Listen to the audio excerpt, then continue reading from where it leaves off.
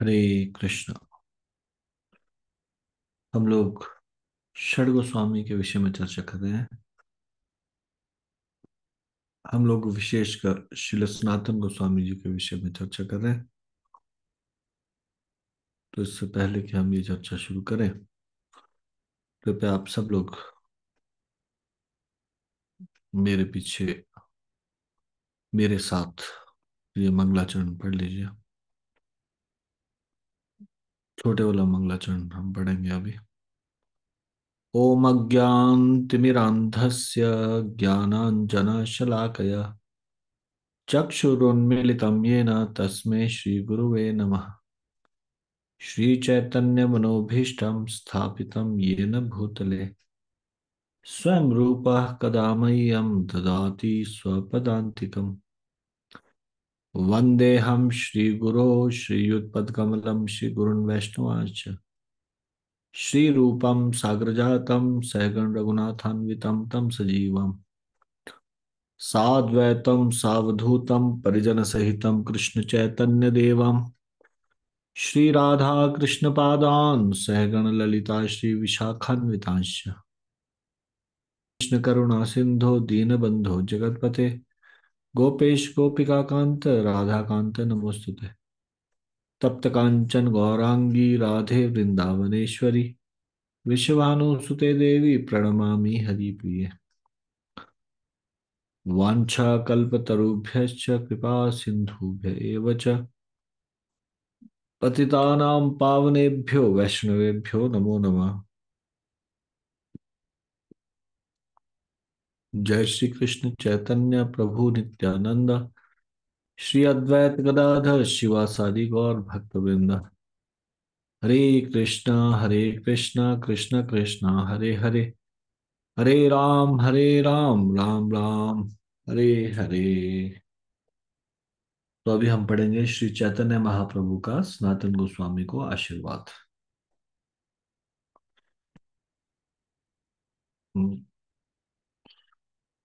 प्रामाणिक कवि कवि कर्णपुर, उनका नाम ही था कवि कर्णपुर, ने चैतन्य चंद्रोदय नाटक नामक एक ग्रंथ लिखा।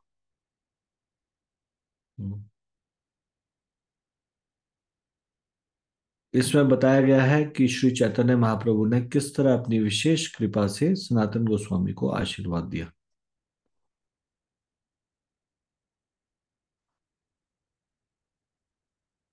तो उसका वर्णन चैतन्य चरितमृत में भी मध्य लीला के 24वें अध्याय के 348वें श्लोक में कहा किया गया है।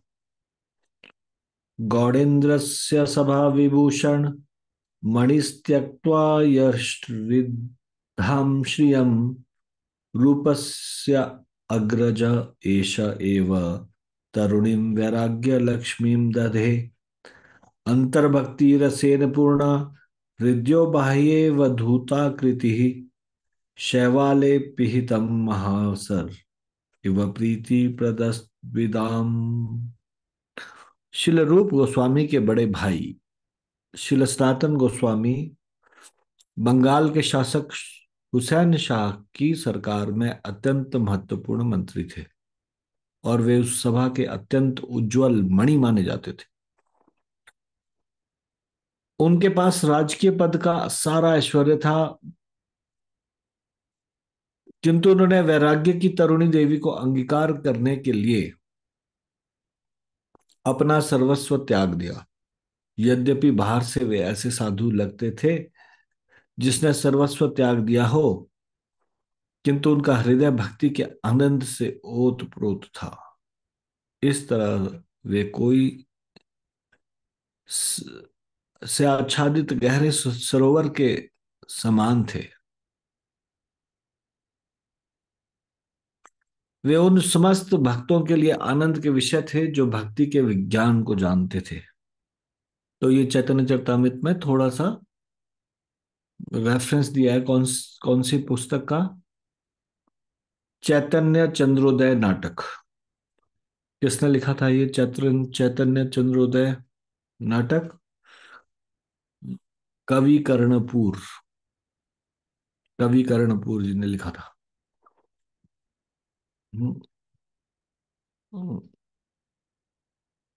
चैतन्य चंद्रोदय नाटक, कवि कर्णपुर इसके राइटर थे। तो कोई बता सकता है कवि कर्णपुर का सबसे फेमस ग्रंथ क्या था?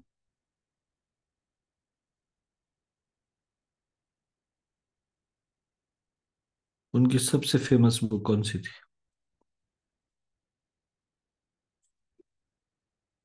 हम्म, चैतन्य चंद्रोदय नाटक के लिए भी जाने जाते हैं वो। हम्म। हम्म। लेकिन हम्म, और कोई भी एक पुस्तक है जिसके लिए वो बहुत फेमस थे?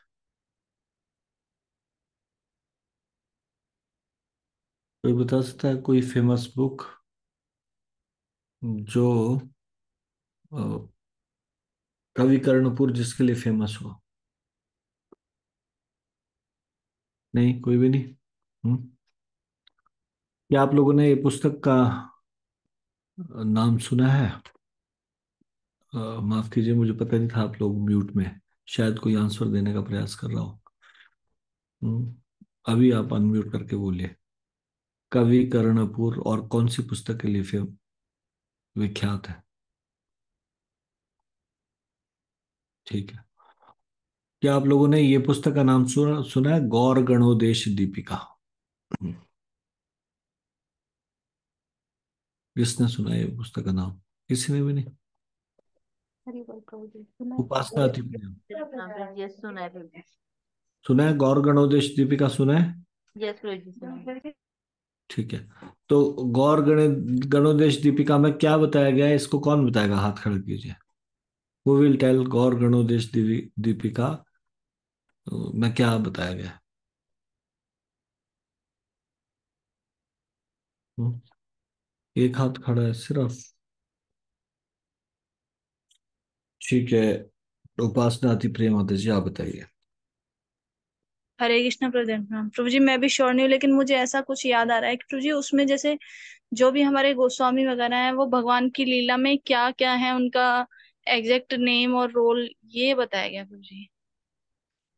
जी। हरे कृष्ण। भगवान की लीला मतलब? जो भी प्रभु जी गोलोक धाम में लीला है जैसे कृष्ण, अ, राधा जैसे कृष्ण। हम्म। हाँ जी हाँ जी। हम्म। तो जैसे कि नित्यानंद जी यहाँ पे, नित्यानंद जी है। चैतन्य महाप्रभु कौन है? साक्षात कृष्ण राधा रानी के भाव में। नित्यानंद जी कौन है? बताइए, नित्यानंद जी कौन है? प्रभु जी बलराम जी प्रभु जी। कृष्ण लीला में। बोले किस बाकियों को नहीं पता? कृष्ण लीला में नित्यानंद जी कौन? जो यहाँ पे नित्यानंद जी है वो कृष्ण भगवान की लीला में कौन है? बलराम जी। राम जी हैं प्रभु जी। हरे कृष्णा प्रभु जी प्रणाम। गदाधर जी कौन है? राधा रानी। हरे राधा कृष्णा। रानी बच्ची। Are you sure? यस प्रभु जी।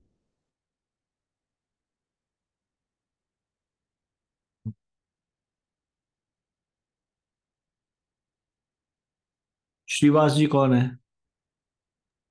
नारद जी। नारद जी। नारद जी प्रभु नारद जी। ठीक है। ठीक है। धन्यवाद। हम्म,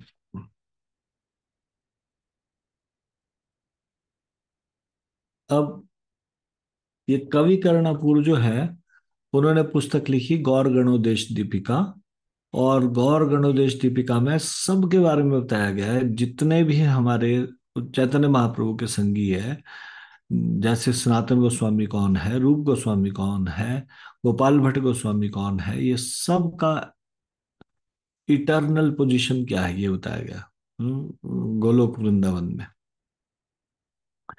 तो कवि को कर्णपुर के विषय में कोई जानता है किसके पुत्र थे ये? एनीवन? कवि कर्णपुर किसके पुत्र थे? उपासना थी प्रिय माता जी।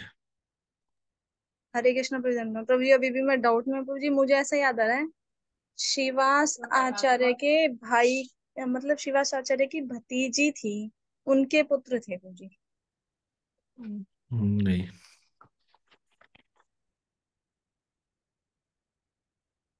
ठीक है, तो मैं आपको बताता हूँ, इनके पिताजी का नाम था शिवानंद सेन। अब मैं आपसे पूछता हूँ, शिवानंद सेन किस चीज के लिए फेमस थे?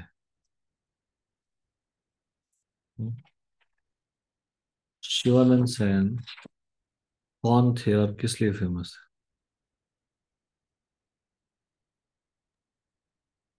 एनीवन? शिवानंद सेन इसलिए फेमस थे कि जब चैतन्य महाप्रभु जगन्नाथपुरी में रहते थे, तो सॉरी, जब चैतन्य महाप्रभु जगन्नाथपुरी में रहते थे, तो चैतन्य महाप्रभु के से मिलने के लिए सबको फ्री ऑफ कॉस्ट बहुत सारे भक्तों को दर्शन कराने के, नीलाचल के दर्शन कराने के लिए लेके जाते थे। उनका सारा का सारा खर्चा वहन करते थे। ये महाप्रभु के बहुत बड़े भक्त थे। जो भी इनके पास धन था, जो भी कुछ साल भर में कमाते थे, वो इस यात्रा में खर्च कर देते थे। हाँ। हर साल रथ यात्रा के समय गौड़ देश से नीलाचल को महाप्रभु के दर्शन के लिए, जगन्नाथ रथ यात्रा में भाग लेने के लिए, तो ये सारे भक्तों को लेके जाते थे और उनका सारा खर्चा वहन करते थे। और बहुत ज्यादा उनका केयर करते थे कि उनका जर्नी कंफर्टेबल हो। हम्म। अद्वैताचार्य, पुंडरीक विद्यानिधि, श्रीवास पंडित, वासुदेव घोष, गोविंद घोष, माधव घोष, मुरारी गुप्त, राघव पंडित, नरहरि सरकार, इन सारे के सारे ऐसे ऐसे भक्तों को ये मुख्य थे जिनको ये लेके जाते थे। हम्म। और इनमें से बहुत सारे भक्त तो ऐसे थे जो अपनी पत्नियों को साथ लेके चलते थे। केवल वो नहीं जाते थे, उनका पूरा परिवार जाता था। तो इनके बारे में एक कथा भी है कि एक बार शिवानंद सेन को वो टैक्स, एक स्टेट से दूसरी स्टेट में जाते थे तो टैक्स देना पड़ता। तो टैक्स वगैरह देने के लिए थोड़ा रुकना पड़ा। हाँ। भक्त लोग थोड़ा आगे चले गए, ये अभी टैक्स वगैरह क्लियर कर रहे थे। तो उनको थोड़ा सा समय लग गया। तो वहां पे जो साथ में कुक वगैरह चलते थे, कुकिंग थोड़ी सी लेट हो गई। जब तक भक्त पहुंचे तब तक वहां पे भोजन तैयार नहीं हो सका। भक्त लोग भक्त लोग थके हुए थे। हम्म, अ,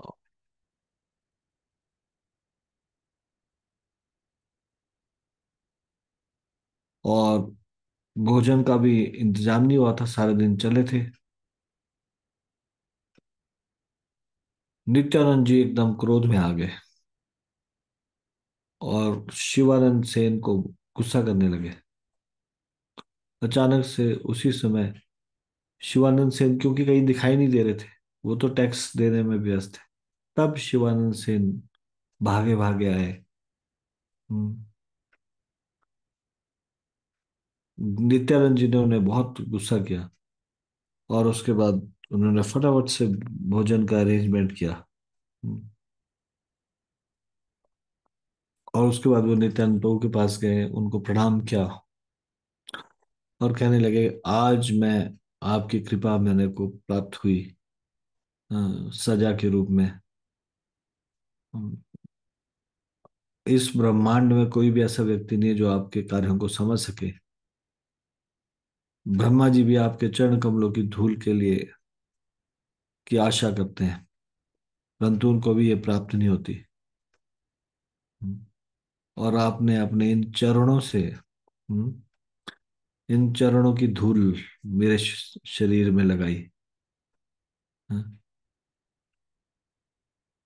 और इस प्रकार से आपने मुझे इस प्रकार से कृष्ण प्रेम प्रदान किया। हालांकि नित्यानंद जी ने इनको अ, एक लात मारी थी और लेकिन जब इनका इतना विनम्रता देखा तो नित्यानंद जी एकदम से खुश हो गए और उन्हें उनको गले लगा लिया। तो ये नित्यानंद जी, इसमें कोई नित्यानंद जी का दोष नहीं देख सकता। नित्यानंद जी अवधूत है और ऐसे ही नित्यानंद जी कभी भी कुछ भी व्यवहार कर सकते। जब उन्होंने देखा सारे भक्त लोग परेशान हैं, वो उनको भोजन नहीं मिला, तो उन्होंने ये इनका ऊपर कृपा करने के लिए ऐसा स्वांग रचा और शिवानंद सेन की विनम्रता लोगों को बताने के लिए ऐसा स्वांग रचा। हम्म। तो शिवानंद सेन जब गए थे नीलाचल, उस समय इनकी पत्नी गर्भवती थी। महाप्रभु ने इनको कहा, शिवानंद, अगर इस बार तुम्हारे पुत्र होगा तो उसका नाम परमानंद पुरी रखना। हालांकि चैतन्य चरितामृत में परमानंद पुरी नाम से एक नाम आता है, लेकिन वो ये वाले परमानंद पुरी नहीं है। हाँ, तो उन्होंने कहा कि अगर तुम्हारे पुत्र हुआ इस बार तो उसका नाम परमानंद पुरी रखना। तो उसको या तो परमानंद पुरी दास करके बुलाना या फिर पुरी दास करके बुलाना।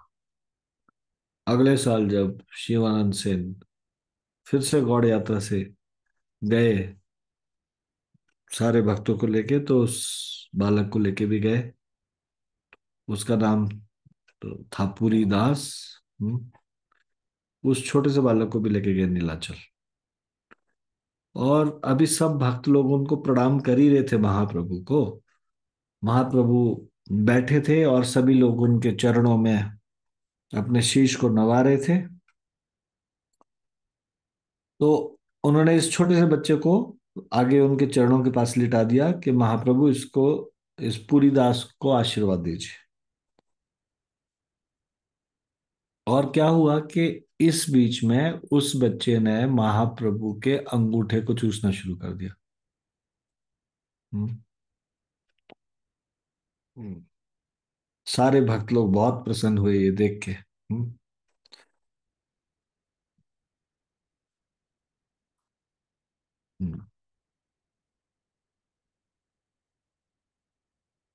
और इस प्रकार से महाप्रभु के पैर के अंगूठे को मुंह में लेने के कारण इनके मुख में सरस्वती विराजमान थी। एक बहुत अच्छे कवि थे। हम्म। हम्म। सब लोग इनको हैरान होते थे इनके मुख से श्लोक सुन के। अद्भुत श्लोकों की रचना करते थे और सब लोगों को ये लगता था कि जो बचपन में जब वो 1 साल के भी नहीं थे, वो महाप्रभु का चरणों का पैर के का अंगूठा उन्होंने जो चूसा, उससे ऐसी शक्ति महाप्रभु ने इनके भीतर डाल दी कि ये बहुत बड़े विद्वान हो गए। तो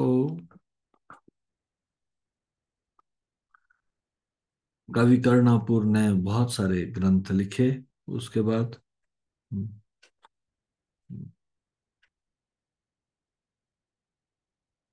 वहां जब ये 7 साल के थे और जब ये आए महाप्रभु के पास, तो उन्होंने श्लोका महाप्रभु ने इनके मुख से सुने। हम्म। तो उसमें उन्होंने कहा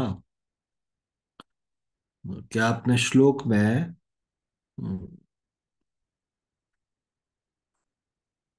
जो हम्म, कान के का ऑर्नामेंट होता है,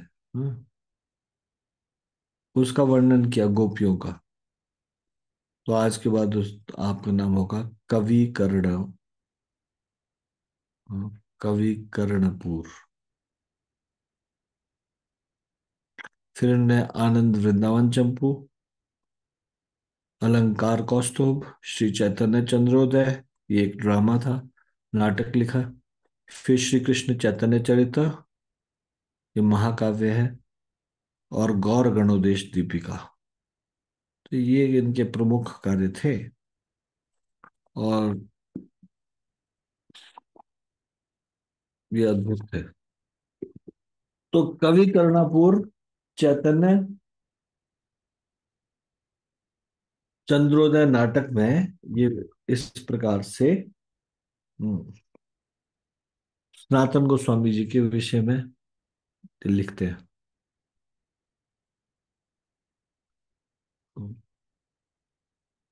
तो जैसा कि अभी हमने पढ़ा, फिर उसके बाद चैतन्य चरितमृत मध्य लीला 24वें अध्याय के 349वें श्लोक में भी कहा गया है, तम सनातन मुवागत मक्षणोर दृष्टमात्र मतिमात्र दयार्द्र आलिलिंगा परिघायत दोभ्य सानुकंप मथ चंपक गौरह। जैसे ही सनातन गोस्वामी श्री चैतन्य महाप्रभु के समक्ष आए, वैसे ही वे उन्हें देखते ही दयार्द्र हो उठे। सुनहले चंपक फूल के वर्ण वाले महाप्रभु ने अपनी बाहों में भरकर उनका आलिंगन किया और अत्यधिक स्नेह व्यक्त किया। कालीन वृंदावन केली वार्ता लुप्ते तीताम ख्यापि युतुम विशिष्य कृपामृतेन भीषे च देवस तत्रैव रूपम च सनातनम च। काल के प्रभाव से वृंदावन में कृष्ण लीलाओं का दिव्य समाचार प्राय विलुप्त हो चुका था। उन दिव्य लीलाओं प्रस्तारित करने के लिए श्री चैतन्य महाप्रभु ने श्री रूप गोस्वामी तथा सनातन गोस्वामी को अपनी कृपा शक्ति, अमृत से शक्ति प्रदान की, जिससे वे वृंदावन में यह कार्य पूरा कर सके। फिर ग्रंथावली में ये बताया गया। ये यहाँ पे ग्रंथ उन्होंने क्या कौन कौन से लिखे। सनातन गोस्वामी ने तो श्रीनिवास आचार्य ने षड गोस्वामियों की महिमा का वर्णन करते हुए कहा है, नाना शास्त्र विचारणे निपुणों सद्धर्म संस्थापको लोकानां हितकारिणो त्रिभुवने मान्यो शरण्याकरो राधा कृष्ण पदारविंद भजना नंदेन मत्तालिको वंदे रूप सनातनो रघुयुगो श्री जीव गोपाल को। इसका अर्थ है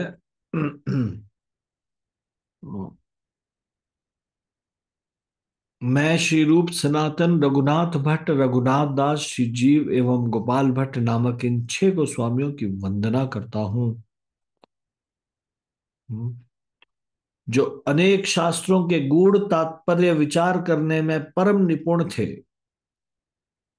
भक्ति रूप परम धर्म के संस्थापक थे, जन्मात्र के परम हितैषी थे, तीनों लोकों में माननीय थे, शरणागत वत्सल थे एवं श्री राधा कृष्ण के पदारविंद के भजन रूप आनंद से मत मधुप के समान थे। 6 गोस्वामियों ने वृंदावन में अनेक शास्त्र एकत्र किए और भक्ति विषयक अनेक शास्त्रों का संकलन करके इनका सार प्रस्तुत किया। इसका अर्थ यह है कि सभी गोस्वामियों ने वैदिक ग्रंथों की सहायता से भक्ति विषयक अनेक शास्त्रों की रचना की। चैतन्य चरितमृत मध्य लीला पहले श्लोक के 33वें पहले अध्याय के 33वें श्लोक के तात्पर्य में कहा है, भक्ति कोई भावुकता पूर्ण कार्य नहीं है, वैदिक ज्ञान का सार भक्ति है।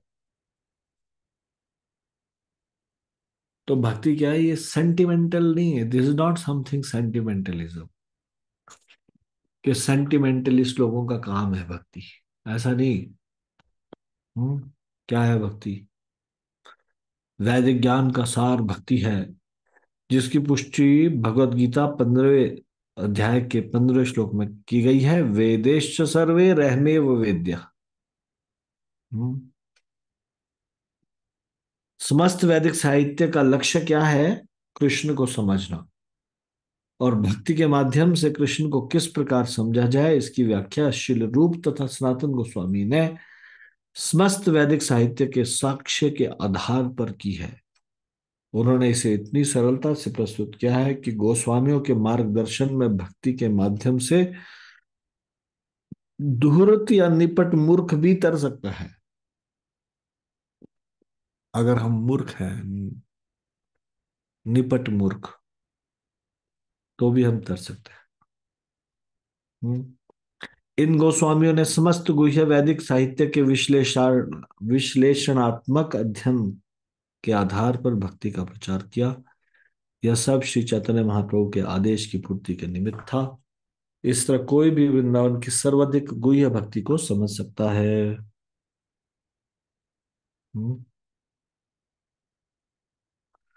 फिर इसी में इससे अगले श्लोक में श्री चैतन्य चरितमृत मध्य लीला के पहले अध्याय के 34वें श्लोक के तात्पर्य में बताया गया। इससे यह सिद्ध होता है कि प्रामाणिक भक्ति वैदिक साहित्य के निष्कर्षों पर आधारित होती है। यह प्राकृत सहज या लोगों द्वारा प्रदर्शित भावुकता पर आधारित नहीं होती। प्राकृत सहजिया लोग वैदिक साहित्य का सहारा नहीं लेते। ये लंपट स्त्रियों की खोज में रहने वाले तथा गांजा पीने वाले होते हैं। किनके बारे में बोले जा रही है? प्राकृत साहित्य के बारे में बोला जा रहा है। हम्म। जो प्रामाणिक भक्ति है, प्रामाणिक भक्ति किस पे आधारित होती है? वैदिक साहित्यों के निष्कर्ष पे। हम्म। प्राकृत साहिज्या लोगों द्वारा प्रदर्शित भावुकता पर आधारित नहीं होती। प्राकृत सहजिया लोग वैदिक साहित्य का सहारा नहीं लेते। कैसे होते ये प्राकृत सहजिया लोग? ये लंपट स्त्रियों की खोज में रहने वाले तथा गांजा पीने वाले होते हैं। कभी कभी ये नाटक करके आंखों में आंसू भरकर भगवान के लिए विलाप करते हैं। अवश्य ही इन आंसुओं से शास्त्रों के सारे निष्कर्ष धुल जाते हैं। हम्म। मतलब वो जो इस प्रकार के शास्त्रों का निष्कर्ष को ना मान के ये जो इस प्रकार से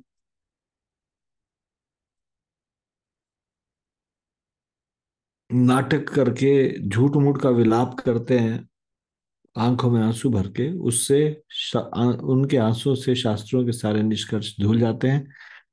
ये प्राकृत सहज ये इतना भी अनुभव नहीं करते कि वे श्री चैतन्य महाप्रभु के आदेशों की अवहेलना कर रहे हैं, जिन्होंने स्पष्ट रूप से कहा था कि वृंदावन तथा वृंदावन लीलाओं को समझने के लिए मनुष्यों को शास्त्रों वैदिक साहित्य का पर्याप्त ज्ञान होना चाहिए।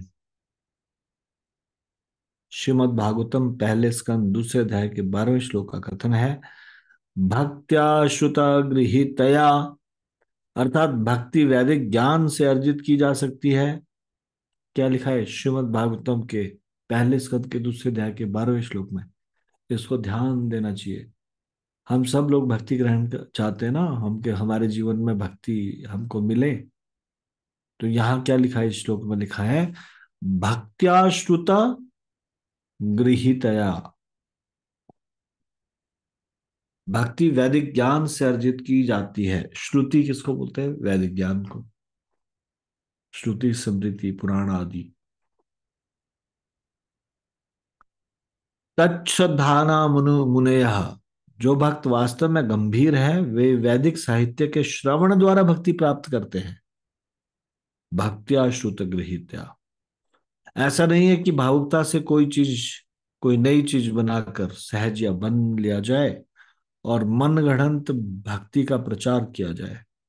श्री चैतन्य चरितमृत मध्य लीला के पहले अध्याय के 34वें श्लोक के तात्पर्य में ये बताया गया। अब मैं आपसे ऐसे पूछता हूँ, what do you understand by प्राकृत सहज? ये प्राकृत सहजिया से आप क्या समझते हैं? अभी हमने इसमें बोला ना प्राकृत सहज। तो प्राकृत सहजिया के बारे में पढ़ा या जो आपने मेरे मुंह से सुना प्राकृत सहजिया के बारे में, चलो वो ही बता दीजिए। क्या सुना मैंने, क्या कहा अभी प्राकृत सहजिया के बारे में? क्या है प्रभु, प्राकृत? भावुक भक्ति।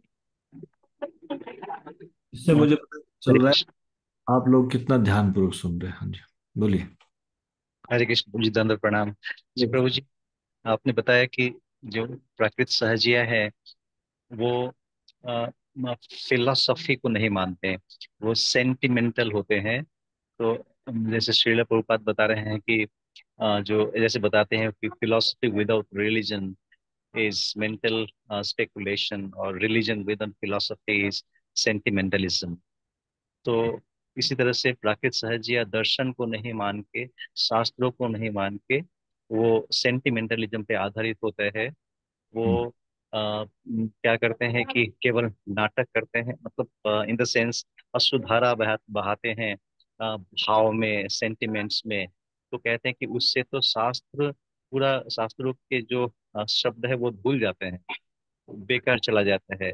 और वो स्त्री संग वगैरह करने में कोई पीछे नहीं रहते हैं।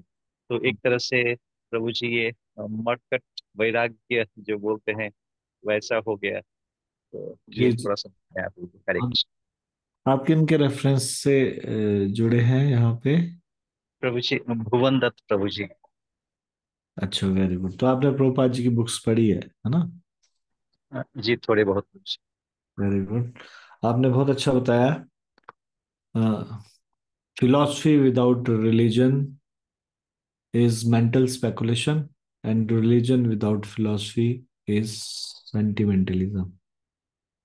हाँ, तो ऐसे बहुत सारे प्राकृत सहजिया भरे पड़े हैं वृंदावन में, जगन्नाथपुरी में। हाँ, मैंने स्वयं अपनी आंखों से जगन्नाथपुरी में इस प्रकार से देखा है। रथ यात्रा के समय में कुछ प्राकृत सहजिया लोग इस प्रकार से रथ के आगे नृत्य करते हैं, अलग अलग टोलियां। तो उनमें से कुछ ये प्रकृति सहजिया लोग भी आते हैं। और वो क्या करेंगे, बीच में एक चैतन्य महाप्रभु बन जाएंगे। वो चैतन्य महाप्रभु और चारों तरफ गोपियां, स्त्रियां होगी, वो डांस करेगी, है ना? और वो डांस करेगी, और वो चैतन्य महाप्रभु जिन्होंने सन्यासी, जिनका वेश है, जो कभी भी स्त्रियों का संग नहीं करते थे, नजदीक संभाषण भी नहीं करते थे एकांत में, और वो उनके सामने उनका नृत्य करा रहे हैं चैतन्य महाप्रभु का। अगर उनको कहें कि चैतन्य महाप्रभु तो ऐसे नहीं करते थे, तो बोलते चैतन्य महाप्रभु तो साक्षात कृष्ण है, तो ये तो कृष्ण है, तो उनके साथ गोपियां नृत्य कर सकती है। ऐसे करके वो अपना मन गढ़ंत चीजें उड़ाए। और अभी भी वृंदावन में, यदि आप में से किसी ने बरसाना, कोई राधाष्टमी में गए हो, अभी राधाष्टमी आने वाली है, और मैं एक बार बरसाना चला गया था राधाष्टमी के दौरान, तो मैं बड़ा आश्चर्यचकित था ये देखकर कि वहां पे कुछ पुरुष लोग आए हुए थे जिन्होंने बिल्कुल स्त्रियों की तरफ श्रृंगार किया हुआ था, और लंबे लंबे बाल बढ़ाए हुए थे, स्त्रियों के वस्त्र पहने हुए थे, और वो अपने आप को सखी कहते हैं। सखी, सखी ही मतलब वो राधा रानी की सखियां हैं। और इस प्रकार से सखी, वेखी, अ, चूड़ाधारी, अ, ऐसे करके बहुत सारे अप संप्रदाय है। इस प्रकार के अप संप्रदाय पैदा हो गए चैतन्य महाप्रभु के अप्रकट होने के बाद, जिसको रिकॉग्नाइज किया भक्ति विनोद ठाकुर ने, और उन्होंने कहा गौरांग नागरी, चूड़ाधारी, सखी वेखी, ये सारे के सारे उन्होंने आइडेंटिफाई किया नाम के साथ। ये सारे के सारे अप संप्रदाय है। They are not teaching the true, they are not giving the true teachings of Chaitanya Mahaprabhu. हाँ, तो इस इतना आसान अगर भगवान की प्राप्ति होती कि स्त्रियों के कपड़े पहन लिए जाएं और पुरुष लोग स्त्रियों के कपड़े पहन ले, तो फिर तो कोई भी स्त्रियों के कपड़े पहनता और राधा रानी की सखी बन जाते और कृष्ण की प्राप्ति कर लेते। तो ये प्राकृत सहजिया है जो कि बहुत सहज समझते हैं भक्ति, मतलब उनको बहुत सहजता से लेते हैं, इसको गंभीर विषय नहीं लेते। और उनकी भक्ति प्रामाणिक साहित्य के निष्कर्षों पर आधारित नहीं होती। उनकी भक्ति भावुकता का प्रदर्शन पे आधारित होती है। वे कभी भी वैदिक साहित्य का सहारा नहीं लेते और इस प्रकार से वो कोई नियम पालन नहीं करते। 4 नियम, 16 माला का जप, वो सोचते हैं इसकी आवश्यकता नहीं है, वो इससे ऊपर उठ चुके हैं। अभी 16 माला करना उनके लिए आवश्यक नहीं है, ऐसा उनको लगता है।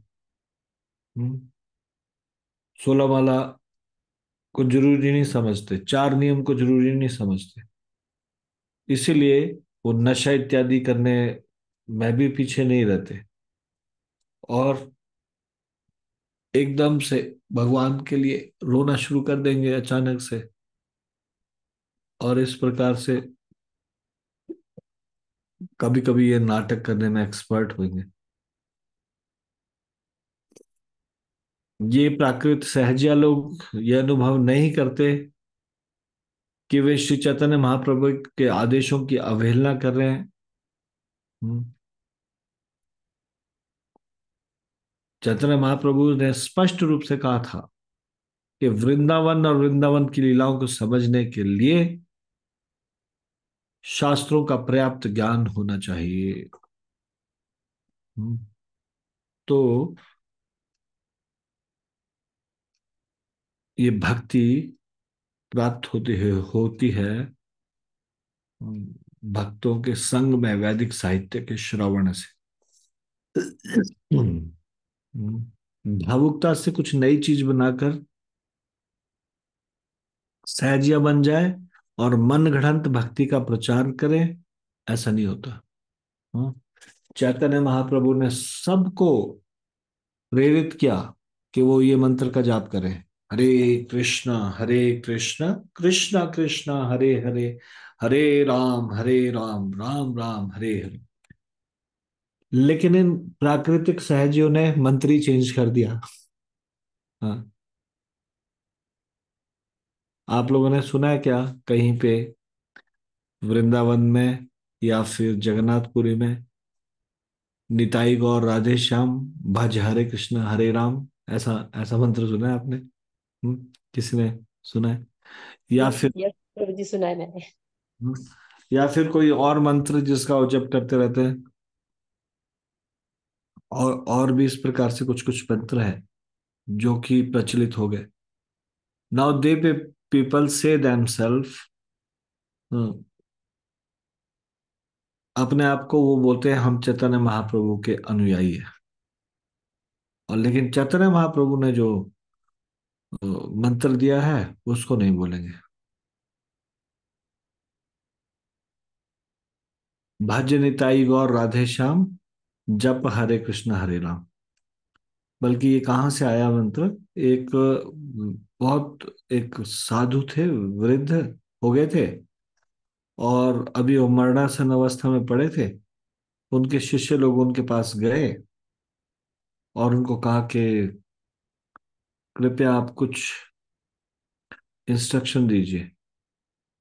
और उन्होंने, क्योंकि वो बोल नहीं पा रहे थे, वो मृत्यु के सन्निकट थे, सिर्फ एक चीज बोला, भज निताई गौर राधे श्याम, हाँ, बोलो हरे कृष्ण हरे राम। उसके बाद उन्होंने बोला, गुरु जी ने महावाक्य दिया ये एक मंत्र बताया। हाँ, और आज के बाद हम सब इस मंत्र का जाप करेंगे। तो इस तरह की मूर्खता चल रही होता।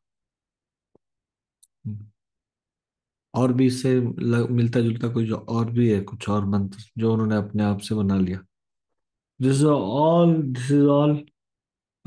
सहज या प्रवृत्ति, कुछ नया चीज को वो करना।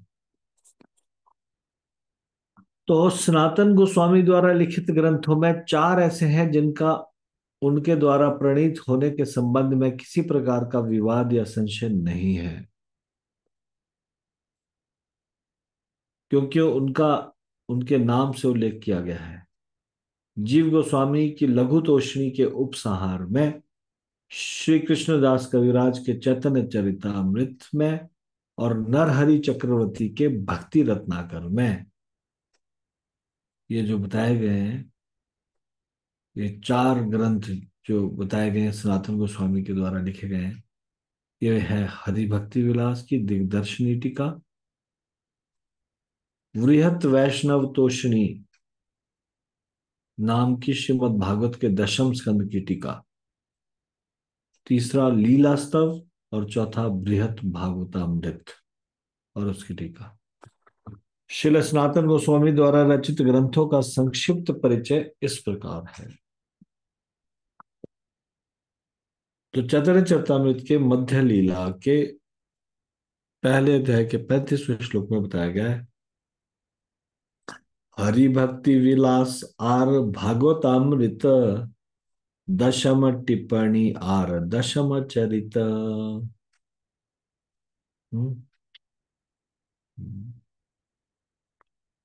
हरि भक्ति विलास और उसके बाद फिर बृहद भागवतामृत और दशम टिप्पणी तथा दशम चरित्र। दशम टिप्पणी किसको बोला गया है? श्रीमद् भागवत के दशम स्कंद की टीका, जिसका नाम है बृहद वैष्णव तोषणी टीका।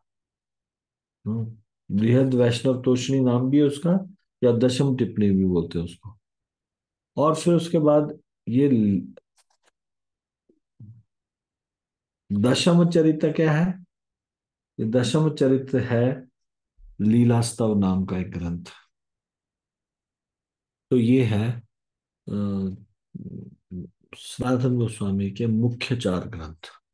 अन्य ग्रंथ भी है, लेकिन उसमें अलग अलग विचार है लोगों के कि इसका ऑथर कौन है। लेकिन इसमें कोई इन चारों ग्रंथों के विषय में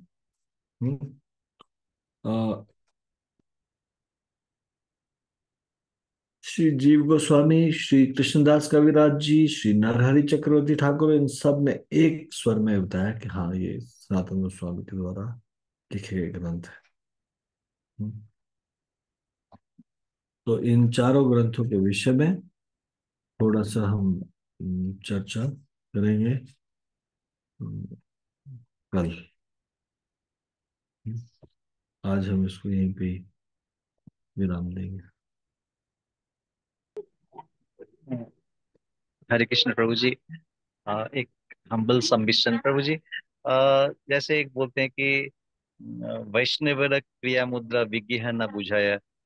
तो हमें जो इनको कोई भी किसी तरह के भी एक्टिविटीज कर रहे हैं, तो हाँ उनको हमें इग्नोर नहीं कर देना चाहिए, या इसकी क्रिटिसाइज, जैसे महाप्रभु भी रामचंद्र पुरी जब क्रिटिसाइज करते थे, तो वो वहाँ पे कृष्णदास कविराज गोस्वामी बता रहे हैं कि जो एक होता है कि प्रशंसा करना, शायद पूर्व विधि ऐसा कुछ बताते हैं, और निंदा करना जो है पराविधि ऐसा कुछ बता रहे हैं।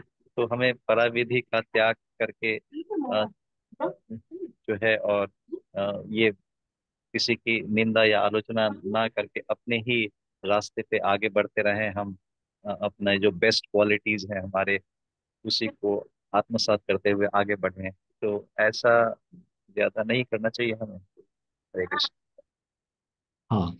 तो जब हम किसी जो अपने समकालीन समय के वैष्णवों में कभी दोष ढूंढे या कुछ कहें, ये तो फिलॉसफी को एज इट इज हम बता रहे हैं कि जो सहज्य है, ताकि हम समझ सके कि प्राकृत सहज्य क्या है। हम इसको नेग्लेक्ट नहीं ना कर सकते। जब हम सनातन गोस्वामी जी के बारे में बात कर रहे हैं, तो यहाँ पे पुस्तक में इस विषय में बताया गया, तो हमने इसकी चर्चा की कि कैसे हम पहचाने सुना कि प्राकृत सहज्य क्या है। जब हम, जैसे हम बोलेंगे कि नहीं किसी में दोष नहीं देखना, किसी में सब सही, सब सही, कुछ भी गलत नहीं, कई बार हमको बताना पड़ेगा। जब हम भक्ति, जैसे हम किसी को भक्ति के बारे में बता रहे हैं, तो क्या निषेध है, क्या विधि है। विधि निषेध होता है, डूज एंड डोंट्स। तो कोई बोल रहा है नहीं नहीं ये निषेध क्यों बता रहे हैं, निषेध क्यों, आवश्यक है निषेध भी। विधि पता होनी चाहिए, निषेध भी पता होना चाहिए, डूज एंड डोंट्स। जैसे वॉशिंग मशीन लेते हैं, उसके साथ आता है एक मैनुअल, उसमें लिखा होता है विधि निषेध। उसको, कपड़े को इसमें डालेंगे, जल डालेंगे, उसमें वॉशिंग पाउडर डालेंगे, फिर उसको बटन से चलाएंगे, ये हो गया डूज। लेकिन डोंट्स अगर किसी ने नहीं पढ़ा होगा, तो वो उसमें चाबी का गुच्छा डाल देगा पैंट में, उसी के साथ कपड़े को डाल देगा। अब वो उसमें गोल गोल घूमेगा, सारा कपड़ा सत्यानाश हो जाएगा, फट जाएगा। तो उसमें डॉन्ट्स में कई बार फोटो दिखाया होता है कि इसके अंदर सिक्के, चाबी का गुच्छा ये नहीं डालना जब कपड़े डालने, क्रॉस, है ना। तो ये चीज है। अब जब हम भक्ति का अभ्यास कर रहे हैं डेली लाइफ में, तब हम, अगर हम इसी चीज के विषय में चर्चा करते रहे, ये तो प्राकृत सहजिया है, ये तो गड़बड़ है, ये तो ऐसा है वैसा है, जो हम अपना विधि है उस पे क्यों ना चर्चा करें। जैसे प्रभुपाद जी ने भी प्रचार के कार्य के लिए निषेध चीजों को बाद में लेके आए। जब प्रभुपाद जी थॉम्किंसन पार्क में, जब हरे कृष्णा महामंत्र का कीर्तन उन्होंने शुरू किया, लोग अपने आप से आने शुरू हुए, तो उस दौरान कुछ ऐसे लोग भी थे जो हिप्पीज थे और उनके साथ कृष्ण, हरे कृष्ण कीर्तन करने के लिए आते थे। फिर जब उन्होंने वीकली क्लास करना शुरू किया मैचलेस गिफ्ट शॉप में, तो उसमें कई बार कई लोग इकट्ठे आते थे अपनी गर्लफ्रेंड के साथ, या स्त्री पुरुष इकट्ठे मित्र होते थे, आते थे इकट्ठे एक साथ बैठते थे। प्रभुपाद जी ने शुरू में उनको नहीं टोका, बिल्कुल भी नहीं। और जब प्रभुपाद जी ने देखा ये उचित समय है, जब थोड़ा भक्ति में वो आगे बढ़ने लगे, और जब उनको समझ में आया कि ये भक्ति प्रोसेस है, ये कीर्तन करना, ये सिर्फ गाना बजाना नहीं है, तब उन्होंने पूछना शुरू किया, प्रभुपाद हम भक्ति में आगे कैसे बढ़े। तब प्रभुपाद ने बताया कि अगर आप भक्ति में आगे बढ़ना चाहते हैं, तो ये 4 नियमों का पालन करना पड़ेगा, ये निषेध है। और फिर उसके बाद आस्ते आस्ते उनको बताया, उन्होंने स्वीकार किया उसको। तो प्रभुपाद जी ने नेगेटिव चीज को पहले नहीं लेके आए, डूज को पहले लेके आए, क्या करना चाहिए। हमको भी सावधान होकर भक्ति में क्या करना है, ऐसे करना चाहिए, लेकिन ये पता होना चाहिए कि कैसे हम बचे। इसलिए क्योंकि कई बार हम मायावादी चर्चा करते हैं, मायावादी भाष्य सुन ले होए सर्वनाश, और फिर वो बोलते हैं कि हम उनके बारे में क्यों चर्चा करें, वो जैसा भी कर रहे हैं, मायावादी के बारे हम अपना भक्ति करते रहे, उनका दोष ना देखें। हाँ, दोष देखना नहीं, किसी को ये बताना जहर खाएंगे तो मृत्यु हो सकती है, तो ये बताना पड़ेगा इस तरह से, ताकि वो कहीं गलती से कोई जहर वाली चीज ना करे। हाँ, मतलब तो भक्ति में भी क्या खतरा है, ये चीज का पता होना चाहिए, और ये चर्चा की जाती है, लेकिन इस माइंडसेट से we are not making fun of them. जब हम प्राकृत सहजिया के बारे में चर्चा कर रहे हैं, लेकिन उपहास के लिए, तो भगवान देखते हैं हमारे हृदय में क्या है, whether we are discussing this as a principle to understand the philosophy, और just to make fun of them. तो ये उपहास जो है ना, ये हमारे हृदय से भक्ति सोख लेगा, है ना। We are not, nobody is allowed to make fun of anyone.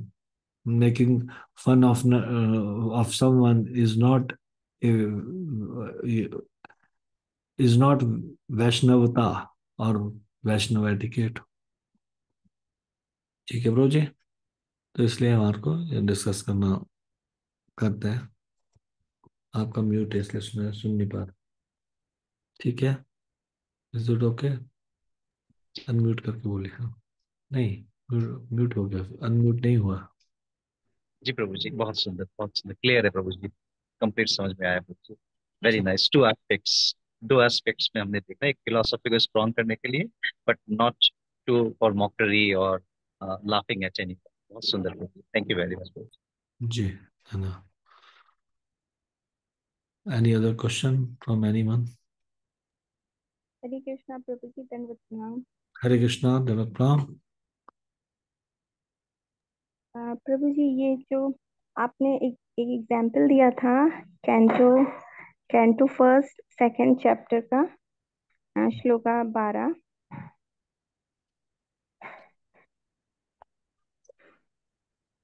जी, इसका कंक्लूजन यही है ना कि भगवान को वेदांत श्रुति श्रुति के माध्यम से अगर भगवान को जानना है, समझना है, तो कैसे समझें? श्रुतियों के माध्यम से, यही कंक्लूजन है भक्त्या श्लोक श्रुत का? गृहीत्या का अर्थ ये है, भक्त्या श्रुत गृहीत्या, ये था ना first canto second chapter 12th verse. जी उसमें ये वर्ड है भक्त्या श्रुत गृहीता। भक्ति श्रुत गृहीता मतलब, ये श्रुत शब्द जो है ये वैदिक ज्ञान के लिए बोला गया है। तो ये जब हम अ, वैदिक ज्ञान को श्रवण करते हैं, वैदिक ज्ञान को सुनते हैं, तो उससे अर्जित की जाती। हम्म। तत्श्रद्धाना मुनेह, तत्श्रद्धाना जो श्रद्धावान है, जो एकदम गंभीर है, हाँ, वे वैदिक साहित्य के श्रवण द्वारा भक्ति प्राप्त करते हैं। तो श्रवण किससे करना है? श्रवण करना है भगवान के भक्तों से। भगवान के भक्तों के संग में जब हम श्रुति, मतलब ये वैदिक साहित्य, इनको ग्रहण करते हैं, तो हम भक्ति को जान पाते हैं। हालांकि भक्ति का सीक्रेट ये है कि भक्ति भगवान ने अपने भक्तों के पास दे रखी है। जिसको चाहे वो दे, जिसको चाहे वो ना दे। भगवान की कृपा भक्तों की कृपा की अनुगामिनी है, पीछे चलने वाली। जहां भक्तों की कृपा जाती है, भगवान की कृपा पीछे पीछे चलती है उनके वहां। तो जब भक्तों के संपर्क में आएंगे और भक्तों का संग करेंगे और भक्तों से श्रवण करेंगे श्रद्धा के साथ, तब भक्ति प्राप्त होगी। ठीक है माधव जी? जी प्रभु जी। ठीक है। Any other question from anyone? प्रभु जी, एक और प्रश्न पूछ सकता हूँ प्रभु जी, या ज्यादा हो जाएगा? जी जी, पूछ सकते हैं, पर जो आज इससे रिलेटेड ही ना जो हम चर्चा कर रहे हैं। अच्छा, अ, थोड़ा सा रिलेटेड, थोड़ा सा रिलेटेड नहीं तो जी, जैसा आप समझे, मतलब अगर है तो उचित है तो ठीक है, अदरवाइज ओके। तो जैसे श्रुति आपने बताया, तो उसी समय मुझे वो जो शास्त्रों को दो हिस्से में बांटते हैं, श्रुति और स्मृति, तो वो मुझे दूसरा वाला भी स्मृति भी आ रहा था। तो प्रभु जी, श्रुति और स्मृति में हाँ बाइफर्केशन कुछ है ना, तो हाँ क्या है। है, थोड़ा अगर उचित समझे आप तो बता सकते हैं। Truth is like a mother. There was a mother. She said to her children, "See, you do this thing, this thing, this thing." एक घर में एक माँ है। माँ ने बच्चों को इंस्ट्रक्शन दिया, देखो ऐसा करना है, ऐसा करना है, ऐसा करना है। अब माँ जब नहीं है, माँ चली गई, तो उनकी बेटी है एक, जो उन बच्चों की बड़ी बहन है, वो इशारा करती है, देखो माँ ने क्या कहा था, ये कहा था ना ऐसा करना है। तो वो उनको इशारा इंगित कर रही है। ये है स्मृति। श्रुति माँ, स्मृति उनकी बेटी। श्रुति वैदिक इंजंक्शंस, वैदिक साहित्य, और स्मृति पुराण या उप पुराण भी। ये है स्मृति, जो कि और कुछ नहीं बताते, वही बात को सरलता तरीके से बताते हैं, वैदिक इंजंक्शंस को ही। तो श्रुति बोला जाता है वेदों को, उपनिषदों को, वेदांगों को, और स्मृति बोला जाता है पुराणों को, इतिहासों को, इतिहास में दो आते हैं, महाभारत और रामायण, ये सारे के सारी समृद्धि। ठीक है, बात क्लियर हुआ? यस स्वाति जी। प्रभु जी, अगर मैंने ये सीखा है कि श्रुति इंजेक्शंस हैं जो नियम बनाए गए हैं, और स्मृति उनका प्रैक्टिकल, उनका एक ये गलत है। मतलब अ, उनको प्रैक्टिकली जो चीजें हुई हैं वो स्मृति है। अ, ये गलत समझा ऐसा मैंने? ऐसा कह सकते हैं कि स्मृति में भी इंजंक्शंस है, ऐसा नहीं है, स्मृति में भी इंजंक्शंस है। रामायण में क्या इंजंक्शंस नहीं है? क्या उसमें निर्देश नहीं है? है, निर्देश है, लेकिन उसका पालन करते हुए कथाओं के रूप में बताया गया, तो ऐसा कह सकते हैं जैसा आप कह रहे हो। लेकिन ऐसा नहीं कह सकते कि ओनली श्रुतिज आर इंजंक्शंस ओनली। श्रुतियों में भी कई बार कथा बताई गई है, वैदिक साहित्य में, रूपक के रूप में। जैसे कठोपनिषद में बताया गया है, एक पेड़ में दो पक्षी है, और एक फल खाने में व्यस्त है, कभी मीठे फल खा रहा है, कभी कड़वे फल खा रहा है। दूसरा पक्षी इंतजार कर रहा है कब ये मेरी तरफ मुड़े। ये दो पक्षी क्या है? एक है आत्मा, जो अपने कर्मों के अनुसार कभी मीठा फल खाता है, कभी कड़वा फल खाता है, मतलब अच्छा result, bad, good result, bad result. दूसरा साक्षी के रूप में जो पक्षी उसका इंतजार कर रहा है, वो है परमात्मा। तो अब बताओ, ये स्टोरी टाइप से बताया कि नहीं? है ना, मतलब कि रूपक के रूप में, एनालॉजी के तौर पे। तो आप जो ये कह रहे हैं कि ये इंजंक्शन और उसके प्रैक्टिस, ऐसा कह सकते हैं, पर एग्जैक्टली ऐसा नहीं, इंजंक्शन उसमें भी है। ठीक है माता जी। जी प्रभु जी।